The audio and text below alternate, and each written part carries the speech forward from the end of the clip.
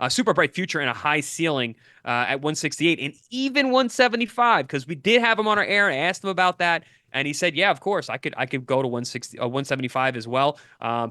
Plenty of dance partners for him if he does not get the Canelo fight. For me, it looks to me like he wants all the smoke from anybody around.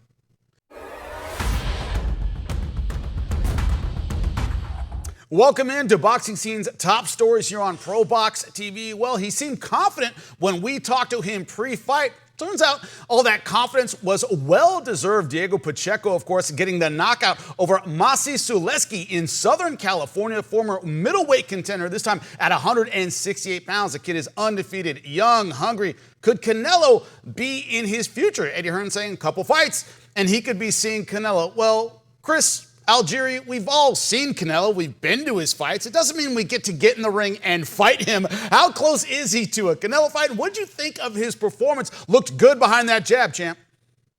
Yeah, I actually do think that fight is close to being made in the next couple fights, maybe a year or so. And I think I said that on a past show. I think that Pacheco is fastly becoming the class of 168 now that the David Morrells and David Benavidez have moved up. He trains with David Benavidez Sr., does Pacheco. He looked phenomenal. I think that was a statement win for him to be able to be the first man to stop the very, very tough Sulecki, and especially the way he did it. Beautiful body shot. Takes a full 10 count. Incredible work behind the jab. I think he showed improved discipline rather. I think he showed great power, a great ability to use his height, his reach, using that jab. I'm seeing a vastly improved fighter in David Pacheco this time around, and I think we're going to see more and more improvement as time goes on. He's only 23 years old. He's got a good team behind him. He seems dead focused and locked in. So I really like what I'm seeing from Diego Pacheco. I think he has a super bright ceiling, a super bright future, and a high ceiling at 168 and even 175 because we did have him on our air and I asked him about that, and he said, yeah, of course, I could go to 175 as well. Plenty of dance partners for him if he does not get the Canelo fight. For me, it looks to me like he wants all the smoke from anybody around, as he believes truly that he is the best in the world. The question I have, and you touched on it, Chris, is a lot of the veteran names have moved up. Usually when you're moving a guy up like this, you want a former title contender at the weight class, someone who's proven to be very, very good, but maybe a couple years past his prime. A lot of those veterans have left the weight class. Is there that maybe former challenger at 168 you think would be a good matchup for him before a potential showdown with Canelo?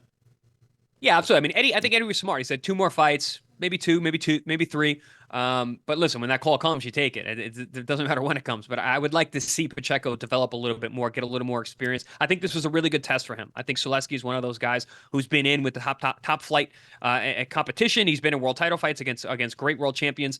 He's given as good as he's gotten. And for Pacheco to show his class and get him out of the way he did, I think is really important. But now moving forward, listen, there's a lot of young, hungry guys at 68. We got Berlanga, obviously, who's got the Canelo fight coming up in a couple weeks. But then you've also got a guy like Mbili. Christian Mbili needs a dance partner. He just got past Sergey Derevyanchenko. He had his veteran that he performed against and did well against, got the win and looked good. Pacheco had his veteran that he performed against, looked good against, and performed well against. So, those guys could potentially be on a collision course. I think that's a fun fight. I think Diego Pacheco is as good as he is, and as fun as Mbili is in terms of his style. Hey, but listen, guys, there's Jaime Munguia. Jaime's already got that Canelo shot. He's already been in that position. He's got a fight coming up soon. So there are a bunch of young, hungry guys around that Diego does match up well with, and I think would be important for him to have that kind of fight, that kind of experience prior to a fight like Canelo Alvarez. Something you and I discussed off air is a lot of fighters who have range, who have long jabs, who have reach advantages, but they're not that athletic in bringing it back. Their combinations don't snap that well. Being tall is great if you're athletic too. Pacheco has both. How rare is that to you?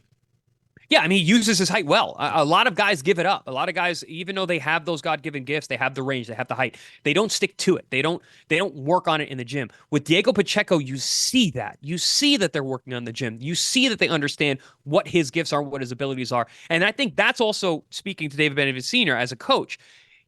Good coaches don't train a style. Good coaches train a fighter.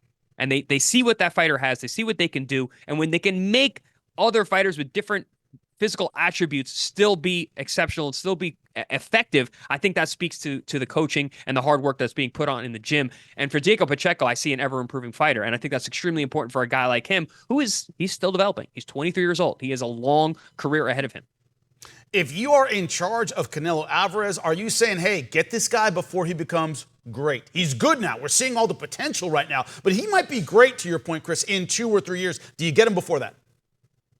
I mean, he could go that route. You see, Canelo seems to be picking on some smaller guys, younger guys. The Jaime Munguias. Jaime Munguia is a guy that I thought in a couple of years would really, really be difficult, but Canelo's getting him now. But it's not so much him picking on them while they're young, as much as I feel like Canelo's running out of time. I don't think he has that many years left. The Canelo train is going to come to a stop in the next couple of years. We don't have that many Canelo fight weekends left. So he's taking what's around.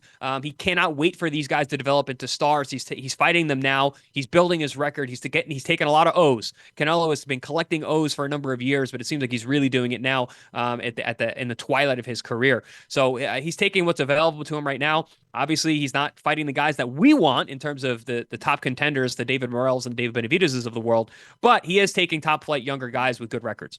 One thing in boxing, you always want to say you were able to see them before they were at their best. That is Pacheco. He's going to be great in the next couple of years. Thank you so much, Chris. It's so true about his talent and his maturity. That was all displayed when we talked to him before his fight. And for your boxing news, always come back. That's right, to ProBox TV and Canelo Alvarez. Before he fights, Pacheco has another one coming up next week. Check it out. He's the pride of Guadalajara, the Mexican maestro, the unified super middleweight champion of the world, Canelo Alvarez. His challenger, undefeated knockout artist and pride of Puerto Rico, Edgar Berlanga. It's prime time. Canelo versus Berlanga, plus Lara versus Garcia, Saturday, September 14th, live on PBC pay-per-view on Prime Video. For more ProBox TV, scan the QR code on the screen or go to the App Store and Google Play. ProBox TV, your boxing channel.